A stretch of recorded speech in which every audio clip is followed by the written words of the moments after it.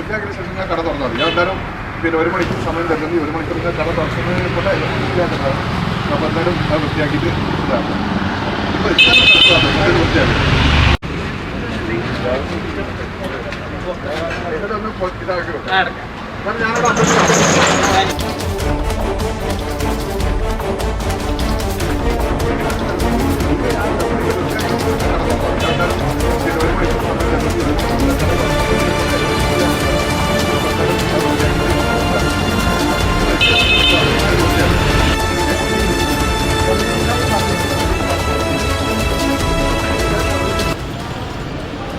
നമസ്കാരം.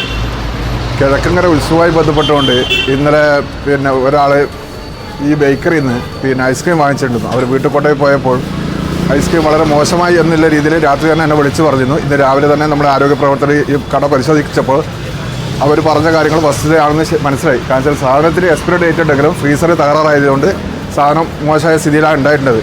അപ്പം അടിയന്തരമായി ഇടപെട്ടുകൊണ്ടിട്ട് ഈ സാധനം പൂർണ്ണമായിട്ട് ഒഴിവാക്കുന്നതിന് വേണ്ടി നിർദ്ദേശം നൽകിയിട്ടുണ്ട്.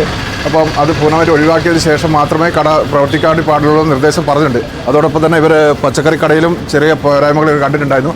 പ്രസ്തുത സ്ഥലങ്ങളും വിശദമായിട്ട് വൃത്തിയാക്കിയതിന് ശേഷം മാത്രമേ കട തുറന്ന് പ്രവർത്തിക്കാനുള്ള നിർദ്ദേശം നൽകിയിട്ടുള്ളത്.